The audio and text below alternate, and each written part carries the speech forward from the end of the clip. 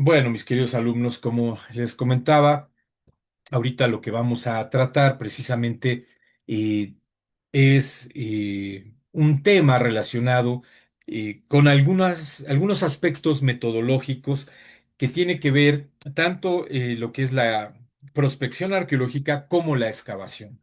La mayor parte de los proyectos que vamos a ir presentando a lo largo de nuestras clases son proyectos en donde generalmente trabajo dos fases. La primera fase de prospección arqueológica, que es fundamental en todo proyecto de investigación arqueológica, y en segundo término, lo que es proyectos, una fase de excavación muy particular, ¿sí? O sea, en investigaciones arqueológicas de salvamento, generalmente es importante tener una visión regional, una visión de un área muy extensa en algunos proyectos o megaproyectos, y por eso se tienen que aplicar distintas metodologías y por lo general se tienen que hacer estas dos fases de investigación arqueológica. Sí, la primera, como ya les dije, recorrido de superficie, y de ahí se va a derivar una segunda fase que es la excavación. Entonces aquí vamos a hablar un poquito de este tema que se llama Los Señores del Agua, Tapac, un sitio totonaco en la Sierra Norte de Puebla. ¿Sí? Como yo les comentaba, este salvamento arqueológico surgió a raíz de una solicitud que hicieron una empresa particular para trabajar lo que era una hidroeléctrica en la Sierra Norte de Puebla, eh, justamente en los municipios de Tlapacoya y San Felipe Tefatlán. El área, por cuestiones sociales, hubo mucha reticencia para ese proyecto y al final del día se canceló, no se llevó a cabo la hidroeléctrica. Sí hicimos un avance casi del 70% del recorrido arqueológico. Y esto es muy importante, mis queridos alumnos, porque vamos a hablar de la importancia del registro arqueológico y de la ética profesional de nosotros como arqueólogos.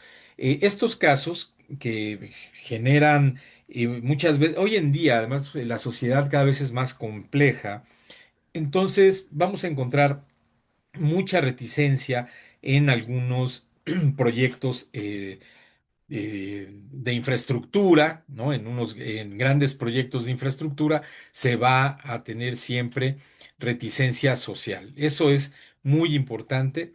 Son cosas que tenemos que tomar en consideración siempre.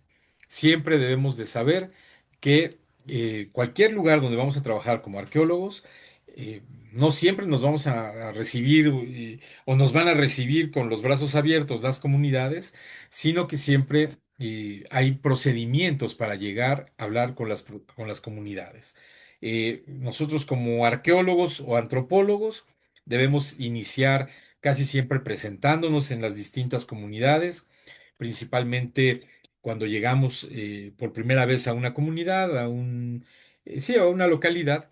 Lo que hacemos es entrevistarnos con las autoridades locales. En muchas comunidades prevalece lo que son los usos y costumbres indígenas todavía, entonces no siempre hay una sola autoridad. Al menos en la experiencia que yo tuve en Chiapas o ahora en la Sierra Norte de Puebla, sí pude ver que algunas comunidades presentan tres autoridades, ¿no? El juez de paz, el comisario ejidal y el presidente auxiliar, ¿no? Pueden variar, pero bueno, generalmente son tres autoridades las que tienen su papel fundamental. La mayoría de las veces no te atienden los tres al mismo tiempo, ¿sí? Sino que hay que pedirle permiso a cada uno de ellos, ¿no? Irse a presentar, siempre tenemos que llevar una carta de presentación de nuestra escuela, ¿no? Que diga, o de nuestra escuela o del proyecto en el que estemos, ¿no? O sea, por ejemplo, si no es una práctica, sino ya es un trabajo académico de investigación, bueno, el instituto o la universidad correspondiente nos tendrá que dar una carta de presentación. El director del proyecto, junto con los integrantes del proyecto, tenemos que irnos a presentar a estas autoridades. En algunos casos se tendrán que hacer asambleas comunitarias cuando así lo requieran, ¿no? Porque eso tiene mucho, mucho que ver con temas de temas sociales muy, muy delicados, ¿no? Entonces, siempre tenemos que guardar las formas, que guardar los protocolos y no tendremos ningún problema. De lo contrario, sí pueden presentarse problemas muy, muy serios, ¿no? Entonces, ese es el primer protocolo para un trabajo de excavación, de recorrido, de investigación, sea la que sea, antropológica o arqueológica en las comunidades siempre tenemos que llegar con una carta de presentación, porque vamos a estar caminando o vamos a llegar a algún terreno que muchas veces son de particulares, muchas veces son ejidales. Entonces sí tenemos que llevar, ese es lo primeritito que tenemos que hacer. Muy bien. Entonces aquí, pues en clases anteriores habíamos hablado de trabajos también de investigación integral. Yo le llamo investigación integral de arqueología cuando incluyes estas dos fases, que es el recorrido y la excavación, ¿no? Eh, y hablamos de un proyecto en Huejotzingo que cubría estas dos fases, ¿no? Y el recorrido, pues aquí vemos que se hizo en un área, se las estoy señalando ahorita con el cursor, en donde podemos ver básicamente que no hay, y la topografía del terreno es muy plana. Miren, aquí están las cotas de nivel. Siempre tenemos que trabajar con cotas de nivel. Y en el caso de Huejotzingo, pues es un valle, entonces no presentábamos ningún problema. Ustedes vieron en las imágenes anteriores de otras clases, pues que era básicamente eh, un llano, ¿no? Un valle, tierras de cultivo planas, extensas, y no presentaba ningún inconveniente. Pero esta es una metodología muy, muy concreta y muy particular para la prospección, por ejemplo, en el cual pues sí podemos ir en grupos de 3 a 5 arqueólogos, ¿no? Y separados cada uno de unos 3 a 4 metros, ¿no? De distancia y pues ir recorriendo en línea recta el tramo que se va a intervenir. En este caso era un tramo carretero, pues es un tramo lineal, ¿no? En un valle que no ofrece problemas con la topografía. Entonces aquí los recorridos, la prospección se hizo de manera lineal. Ujú.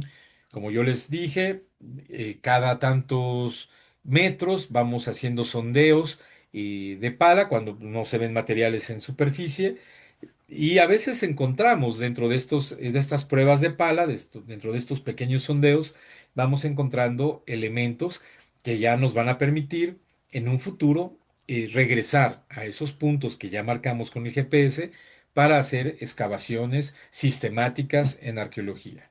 Ujú.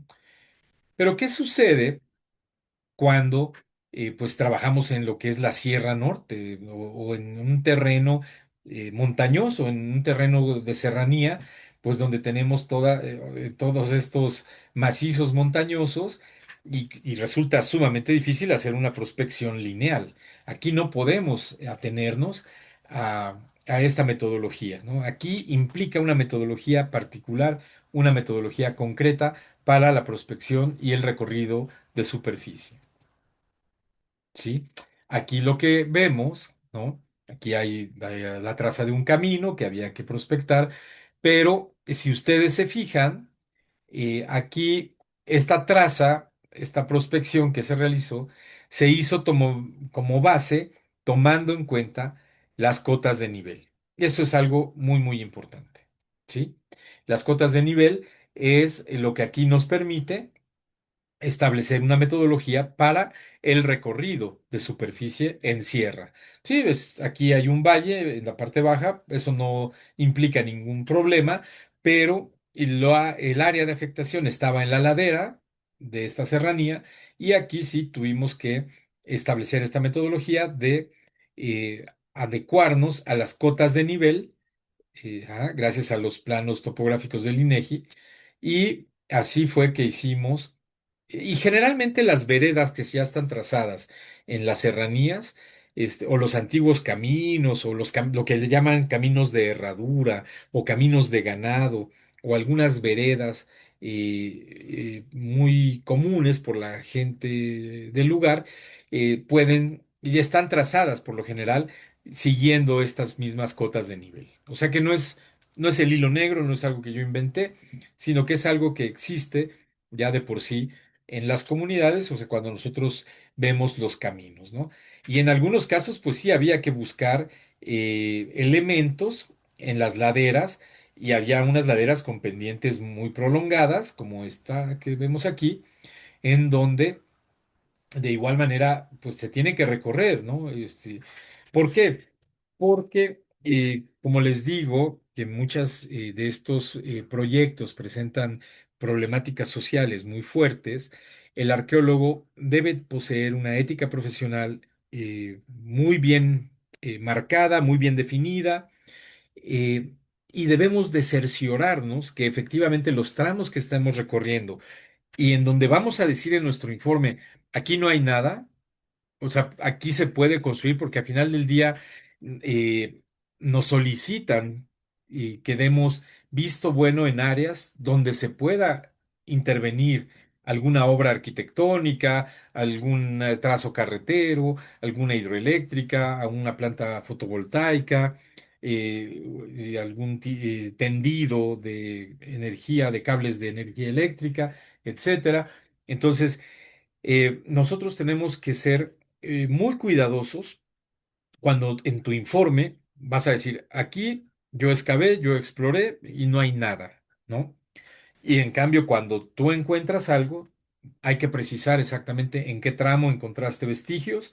En algunos casos, cuando no hay nada, pues se libera. O sea, tú como arqueólogo dices, aquí no hay nada. Tampoco nosotros como arqueólogos tenemos la facultad de directamente liberar los tramos que vamos a estar recorriendo o excavando, ¿no?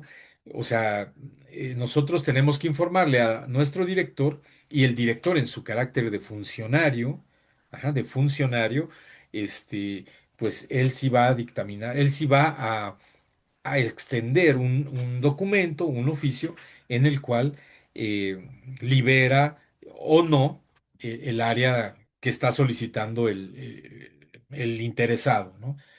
Entonces, ya su maestra les había comentado, ¿no? De que hay formatos que se pueden descargar de la página oficial del INAH, de la mediateca, en donde, pues hay, de la normateca, perdón, ahí están varios formatos para realizar obras que impliquen, posible afectación a elementos arqueológicos o a monumentos históricos. Entonces, cada uno de los especialistas ya dictaminará si es viable que se lleve a cabo una obra o no, ajá, siempre y cuando no afecte el patrimonio arqueológico. Si afecta el patrimonio arqueológico, se puede proponer un cambio en el plan de obra, ajá, o a través de un salvamento arqueológico recuperar lo más que se pueda, ¿no? En algunos casos es imposible, y entonces ahí pues se tiene que hacer un registro arqueológico minucioso. En muchas partes del mundo se han hecho trabajos, ¿no? En los cuales se registra perfectamente a lo mejor algún basamento, alguna tumba, algún elemento, ajá, se desmantela, bueno, se registra perfectamente, piedra por piedra, se desmantela y se han vuelto a colocar. Y un ejemplo es la presa Swan en Egipto, ¿no? Ahí creo que es el ejemplo más claro que hay en el mundo. Es una práctica que sí está reconocida por la arqueología, ¿no? A nivel internacional, que bueno, también tiene sus asegúnes, ¿no? O sea, también es cuestionada, pero en términos de que a veces es imprescindible proteger el patrimonio arqueológico, sí se pueden llevar a cabo este tipo de actos, ¿no? El arqueólogo tiene que hacer un registro minucioso, exacto, así, eh, para poder después, o sea, digamos, trasladar ese bien inmueble, ¿no? A otro lado en donde no se vaya a afectar. Pero eso es un recurso que se hace ya cuando de plano no hay otra alternativa, ¿no? Y por lo general, lo que hacemos los arqueólogos es agotar la última instancia, que es si se pudiera realizar un cambio en la obra. Y aquí en este tema de esta hidroeléctrica que estuvimos pues inspeccionando, lo que sí se solicitó es que cuando encontramos algo arqueológico, no se autorizó en absoluto, ajá, precisamente viendo también los riesgos sociales, ¿no?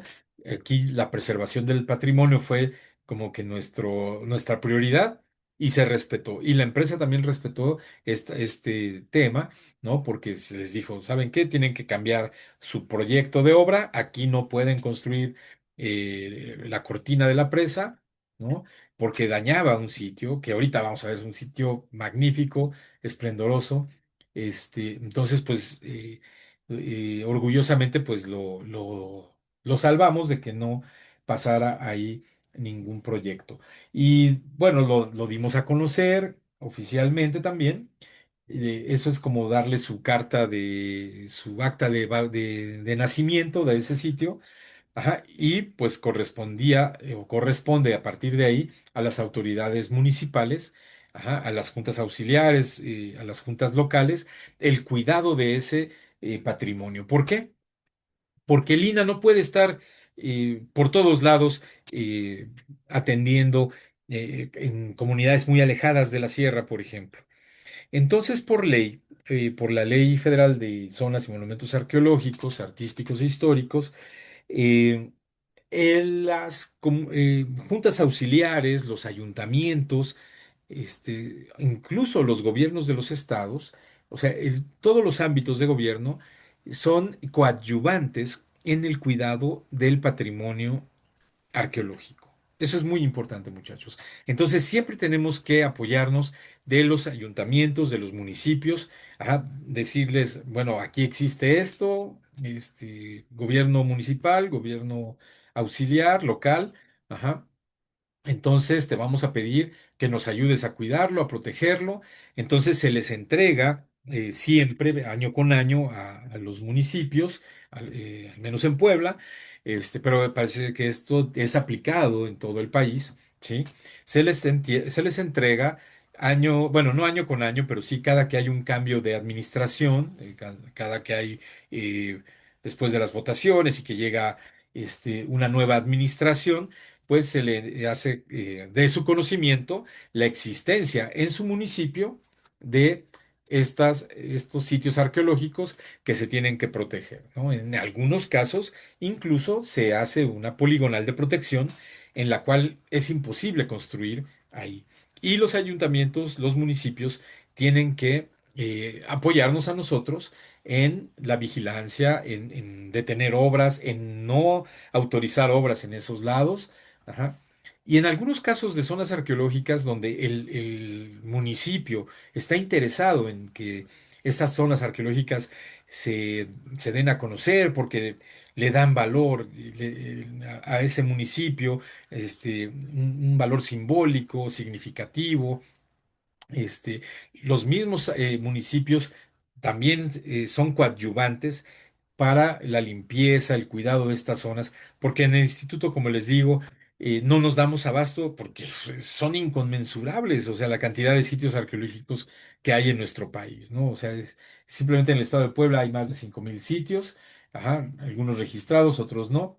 Entonces, pues no nos daríamos abasto. Siempre las autoridades locales o municipales son coadyuvantes con el INAH en el cuidado de este patrimonio. Ujú.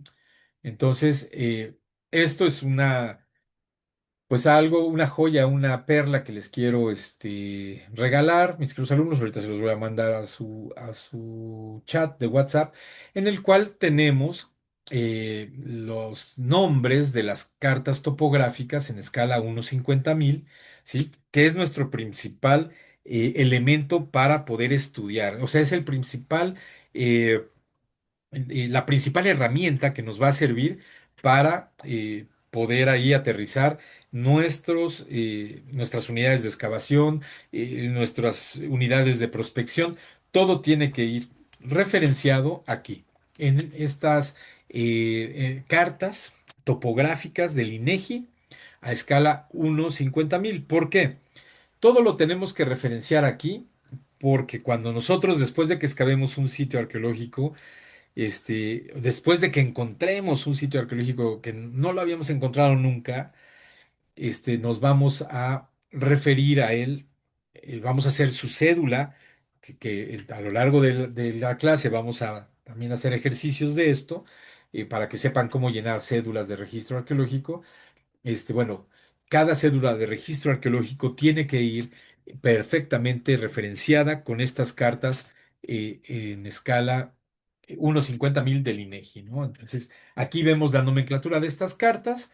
Ya ustedes dicen, ah, bueno, pues a mí me interesa trabajar Huauchinango, es la carta F14 de 84. Y así ya la buscas directamente en la página del INEGI y ya la descargas. Que ahora es más fácil, ¿no? Antes sí tenía uno que hacer circo, maroma y teatro, y esta nomenclatura era como que de gran ayuda. Ahora ya tú lo puedes buscar en internet, puedes buscar lo que quieras y te aparece casi en automático, ¿no? Pero bueno, aquí ya tenemos la carta en escala 1:50,000 del área de estudio. Miren, vean nada más. O sea, esta es la carta de Filomeno Mata. Aquí está la laguna de Tenango de las Flores, ¿sí? En Huauchinango.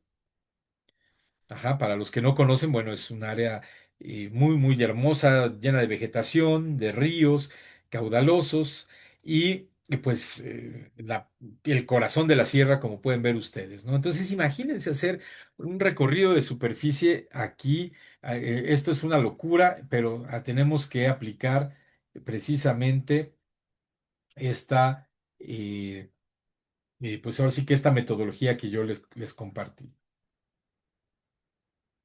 Aquí está un acercamiento para que vean ustedes cómo, bueno, aquí está Tenango de las Flores, Nuevo Necaxa, ¿no? Cerca de Huauchinango. Y bueno, pues la topografía que es terrible verdaderamente, ¿sí? Entonces, este tramo, este recorrido que les enseñé, pues está muy cercano a un lugar que acaban de ver, mis queridos alumnos, que se llama Yogualichan, ¿sí? Y bueno, aquí en Yogualichan precisamente tenemos esta arquitectura que ya la vieron el día de hoy, ¿no? Es la arquitectura típica del Totonacapan, esta arquitectura con nichos, que también, pues bueno, que se encuentra principalmente en el Tajín, ¿no? Entonces, se habla de que pues el Tajín era como prácticamente la capital más importante de de esta cultura totonaca, ¿no?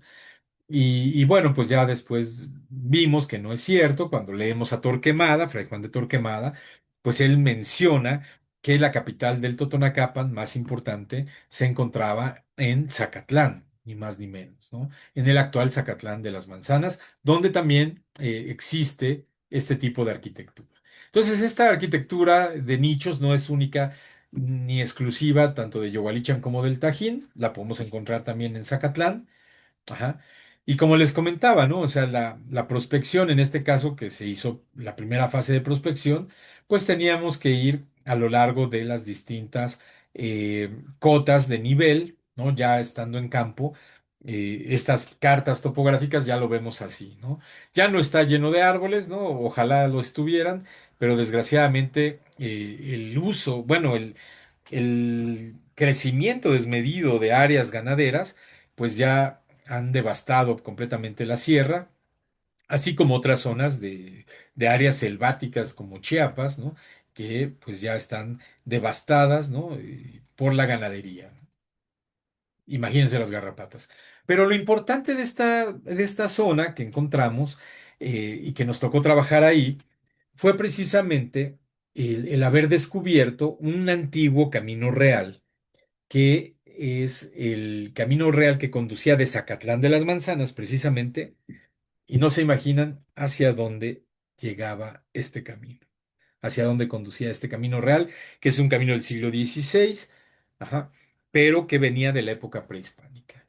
y conducía ni más ni menos de Zacatlán a Papantla, es decir, al Tajín. Y nosotros cuando vamos a esta parte que se llama San Felipe Tepatlán, donde encontramos este camino real, están los señalamientos precisamente, ¿no? Es un camino que conduce a Zacatlán, a Huacatlán, posteriormente nos va a llevar a una bifurcación hacia de un lado Huauchinango, que también fue un importante señorío en la época prehispánica, y por el otro a ni más ni menos que Papantla o el Tajín, pero pasando por Yogualichan, ni más ni menos, mis queridos amigos. Y bueno, ahí encontramos este importantísimo sitio arqueológico que pues no estaba registrado y nos tocó registrarlo, le pusimos el nombre de Tapac, ¿no? ¿Por qué? Porque la gente así lo llamaba. ¿Qué significa Tapac en Totonacu? Es iglesia vieja, ¿no? Entonces los habitantes de ahí, totonacos, decían, no, pues ahí está en Tapac, ¿no? Tapac es la iglesia vieja, el templo antiguo, ¿no? Y así lo conocían ellos y así fue que lo nombramos en su cédula de registro con el nombre de Tapa. Aquí un poquito la localización exacta, ¿no? de este sitio en San Felipe Tepatlán, muy, muy importante, ¿no? Porque, bueno, a un lado corre el río este río Ajajalpan se llama, el río Ajajalpan, que es de los más caudalosos y que desemboca también más adelante hacia lo que es el río Tecolutla, ¿no? Entonces y bueno, obviamente la costa del Golfo hacia Veracruz, ¿no? Y es un río sumamente caudaloso, hermosísimo. Ajá, aquí vemos pues el trayecto del río que está marcado. Esta es la orilla del río que está marcada con azul, pero vemos aquí precisamente el croquis del sitio, ajá, que ya pudimos nosotros topografiar gracias a ese proyecto. Ajá. Y pues ya quedó ahí también para la protección a futuro, ¿no? De esta área, ¿no? Hay dos zonas nucleares. La primera se observó aquí, que es un área ceremonial, y la segunda que consideramos es un área habitacional, ¿no? Aquí también encontramos una concentración muy importante de muros, ¿no? Como podemos ver, los cuales pues primero encuentras todas estas concentraciones de piedras, precisamente después de los recorridos cuando empezamos a ver alteraciones en la topografía. Eso es muy importante, muchachos. Ahorita que vamos a hacer excavaciones en Teteles, van a ver cómo las alteraciones en la topografía, a simple vista, pareciera parte de la naturaleza, pero en realidad ya cuando excavamos, pues empezamos a encontrar plataformas prehispánicas, muros, etcétera, ¿no? Entonces, aquí trazamos esta retícula e hicimos estas excavaciones para corroborar precisamente estas alteraciones en la topografía tenían que ver con las precisamente plataformas prehispánicas de este sitio, ¿no? Entonces aquí vemos eh, otras vistas. Aquí vemos el templo más grande, el templo principal, ¿no? El basamento principal que desgraciadamente pues estaban quemándolo porque cultivaban chiles justo en la fachada de este basamento. Entonces nosotros pues no podemos enfrentarnos directamente con los habitantes, tenemos que ser mesurados precisamente para que nos den la autorización de caminar por sus tierras, ¿no? Porque es propiedad privada. Entonces pudimos también invitarlos al cuidado de este patrimonio, ¿no? Y también a la autoridad municipal se le hace esa misma invitación, ¿sí? Ahí estamos viendo precisamente el lugar de las excavaciones donde nos concentramos a hacer estas excavaciones. Y es muy recurrente que los habitantes de la comunidad, que casi siempre son trabajadores, ¿no? Que con nosotros, pues siempre tenemos que contratar trabajadores de la comunidad, y bueno, tienen sus usos y costumbres que hay que respetar, ¿no? Y dentro de estos usos y costumbres, precisamente es la colocación de ofrendas antes de cortar vegetación, antes de excavar. ¿Por qué? Porque existe una entidad que se conoce en las comunidades indígenas, nahuas, otomís, totonacas, incluso mayas, porque también yo lo vi en la región de Quintana Roo y de Palenque. Esta entidad se conoce como el Señor del Monte. Ajá. El Señor del Monte, pues es este guardián, ¿no? De la naturaleza, guardián del monte, que cuando uno corta árboles, cuando uno tala los árboles o la vegetación, pues se llega a molestar y llega a enfermarse la gente, llegan a pasar cosas. Yo lo viví, es una experiencia que viví en campo, estando allá en Quintana Roo. Empezaron a suceder muchas cosas. Un servidor se perdió, yo estuve perdido en la selva como 3 horas y es una cosa espantosa, si no es que más, pero es una cosa espantosa. Y después un compañero vio a una luche que le llaman allá en el área maya, sí, digamos que se desvió tantito porque fue Cheneque. al baño y eh, vio esta aparición, ¿no? Un niño vestido de negro en medio de la selva, en medio de la nada, pues se espantó, pero se dio cuenta que se estaba también, o sea, digo, quiso ir tras del niño y hasta que se dio cuenta que empezó a perderse y ahí ya fue que razonó. Y ahorita les cuento en la segunda parte. Existe pues varias creencias en lo que son algunas comunidades, ¿no? En todo nuestro país, y que viene de una tradición indígena todo esto. Aquí, pues, se habla de estas entidades. En la Sierra Norte de Puebla les llaman duendes. En el área maya les llaman aluches. Y la gente los da como entidades que sí existen, ¿no? Y les dan una seriedad, pues que realmente para pues los que estamos en otros contextos, como el contexto urbano, pues a mucha gente se les hace difícil de creer todo este tipo de elementos, pero la gente de las comunidades que trabajan en el campo y en el monte principalmente, sí les dan un lugar muy importante a estas entidades, incluso de mucho respeto.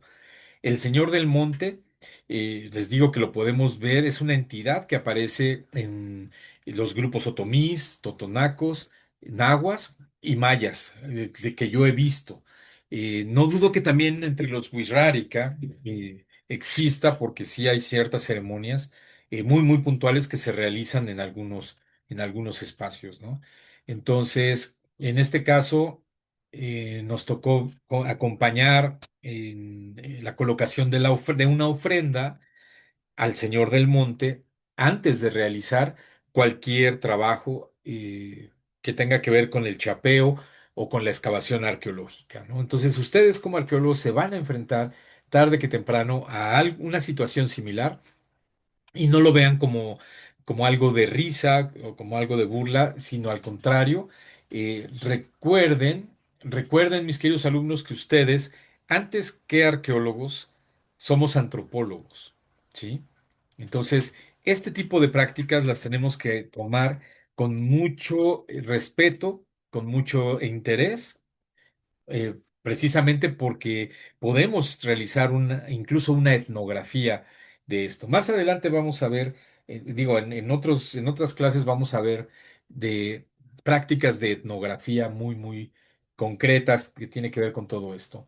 Pero aquí los trabajadores, bueno, al menos en el área maya, no quisieron seguir trabajando con nosotros si no realizábamos una ofrenda. ¿Por qué? Porque bueno, ya se había presentado este famoso Aluche, ¿no? Que es este personaje que es como una especie de duende, es una entidad que es negativa, ajá, que pierde principalmente a los niños o a los que se meten en la selva sin pedir permiso, sin tener el respeto suficiente. Ajá, estas entidades pierden a la gente, ¿no? Hay muchas historias de eso sobre todo en la selva maya, ¿no? En la Sierra Norte no tanto, pero sí hay un respeto. Sí hablan de los duendes, O sea, sí te preguntan con mucha seriedad si no se te manifestó el duende o si no oíste ruidos o cosas así, ¿no? Entonces la gente sí da por hecho estas entidades, ¿no? Para colocar la ofrenda hay una división del trabajo de acuerdo al género. Entonces, las mujeres tienen bajo su cargo la colocación de comida, frutas, ¿no? Velas, ujú, tamales.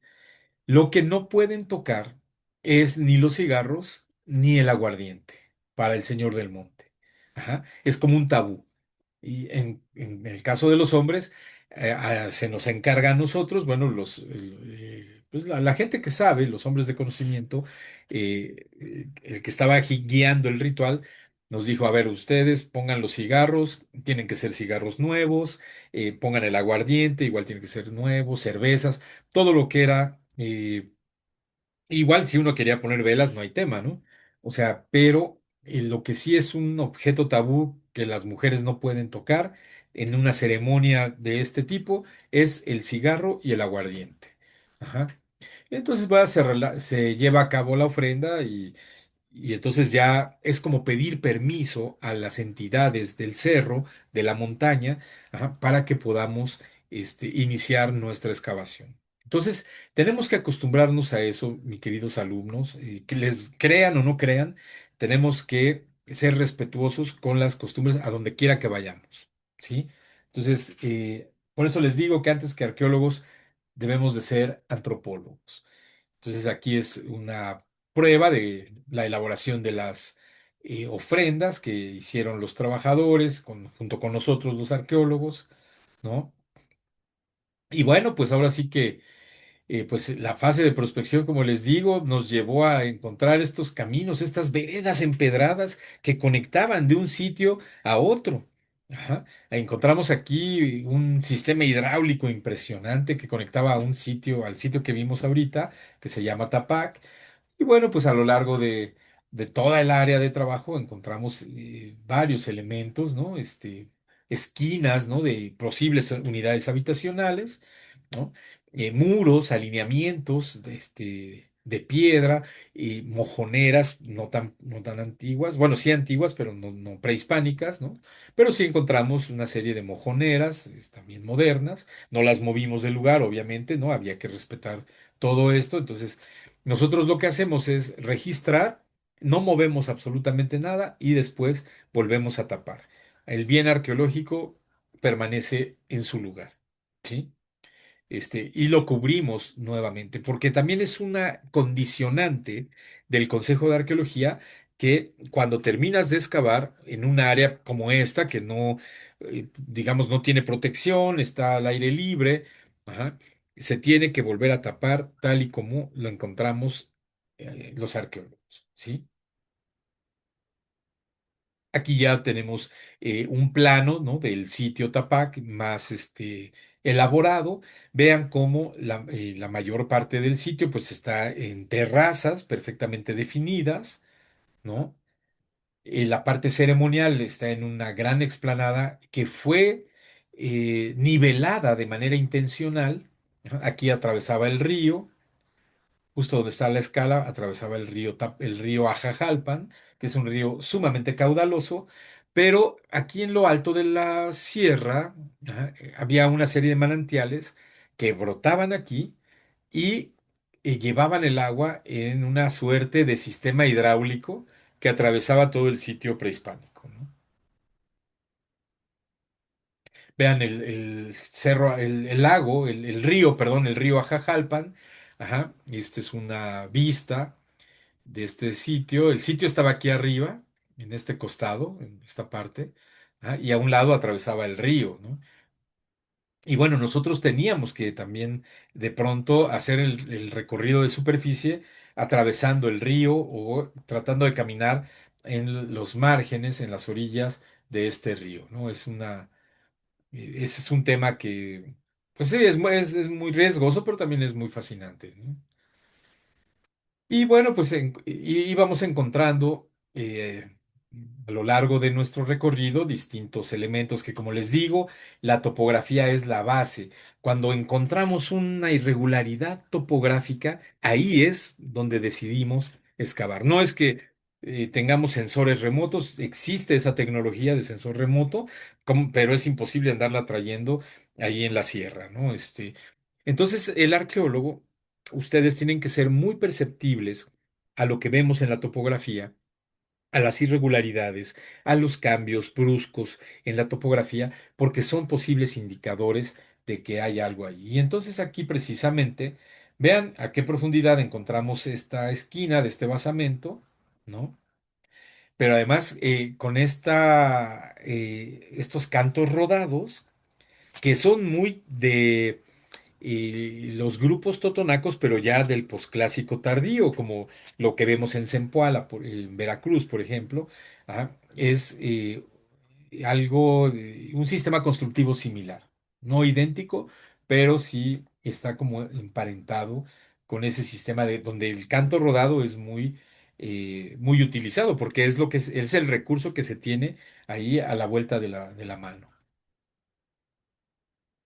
La existencia de esos manantiales, pero vean cómo donde brotaban los manantiales había un sistema hidráulico. Vean esta como pequeño canal de desagüe, de drenaje, pero como atarjea, ¿no? Pero es prehispánico, ¿no? Y aquí pues brotaba el agua. Ujú. Aquí brotaba el agua y pues ya era conducida por una serie de elementos, se formaban unas pozas escalonadas hermosísimas que irrigaban el agua distribuían el agua a todo eh, el asentamiento prehispánico. Y bueno, pues ya para ir cerrando, ya para terminar, pues más o menos localizar la importancia que yo les digo de la región. Aquí está Papantla, el Tajín, ¿no? Yogualichan estaría por aquí, no lo anoté aquí en el mapa, eh, pero aquí estaría, lo estoy señalando más o menos por aquí. Aquí está Yogualichan, ¿no? Entonces vean, pues el antiguo camino, ¿no? De Zacatlán, el que encontramos, el camino prehispánico, venía por esta parte, se bifurcaba hacia Huauchinango, Jicotepec, que son dos importantes señoríos del posclásico tardío, pero también se bifurcaba hasta llegar a Yogualichan y posteriormente a Papantla. Entonces, este camino prehispánico fue el que ya encontramos, ya lo publiqué en mi obra del año 2019, ahí está ya publicado. Ajá. Y pues ahora volteemos la mirada hacia Zacatlán de las Manzanas, en la Sierra Norte de Puebla, donde también existe la arquitectura de nichos. Y aquí pues el sitio todavía está pues descubierto, perdón, está cubierto de vegetación, no ha sido descubierto todavía, ¿sí?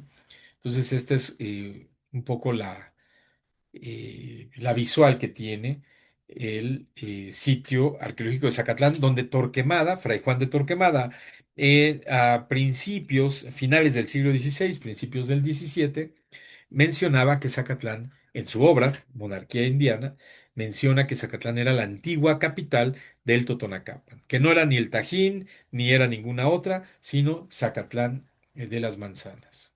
Ujú. Y bueno, pues sobre todo por este estilo, ¿no? De la arquitectura de nichos que vemos en Yogualichan, que vemos en Zacatlán y que vemos también en el Tajín, ¿no? Aquí está, miren, Yogualichan, Papantla, ¿no? El sitio de Tapac, donde estuvimos trabajando. Perdón, yo tuve un error hace ratito, estaba señalando a Yogualichan acá arriba, no es cierto, está acá. Reconozco mi error, fue un lapsus, pero bueno, aquí tenemos Zacatlán, Aguacatlán, Tapac, ¿no? O sea, y el patrón de asentamientos conforme vamos ascendiendo, bueno, aquí hay una desviación hacia Yogualichan, Huauchinango, ajá, y el Tajín, ¿no? Entonces, más o menos así estaba el patrón de asentamientos de lo que se puede ver en esta área. Y estos asentamientos son tan importantes que todavía códices del siglo XVI, como el lienzo de Tuxpan, por ejemplo, hace alusión a muchos de estos señoríos, como es Jicotepec, como es Huauchinango. Ajá. Aquí vemos parte del lienzo de Tuxtepec, o bien la matrícula de tributos, donde también menciona a Zacatlán, ¿no? Aquí vemos Zacatlán, Ayotoshco, etcétera, ¿no? Varios de estos elementos, de estos topónimos de gran importancia de la sierra, ¿no?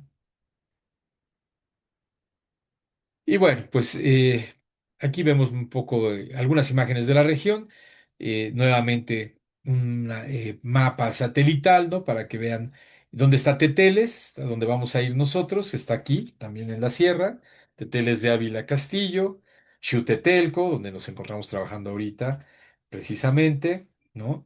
Y vean cómo pues ahora sí que pues es parte de esta región geográfica tan importante, ¿no? Aquí están los asentamientos otomís de Pahuatlán, Xolotla, Chila, Tulancingo. Ajá, Teotihuacán estaría por acá, aquí en esta parte donde estoy señalando con el cursor, ¿no?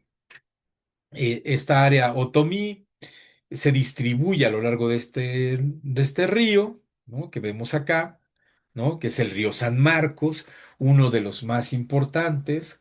Ajá, que desemboca hacia el río Tuxpan. Ajá. Y por el otro lado, Tapac, que es aquí corre el río Ajajalpan, se une posteriormente eh, con lo que es el río Tecolutla, ¿no? Y bueno, comparte mucho con Yogualichan, con Teteles, etcétera, ¿no? Mis queridos alumnos. Entonces aquí ya los dejo con unas muestras y con unas vistas de la zona arqueológica de Tapac, ¿no? Que es una zona monumental que no está excavada y la cual pues esperamos que se esté protegiendo, ¿no? Es una labor muy, muy importante, ¿no? Para los totonacos, hoy en día sigue siendo importante el agua, ¿no?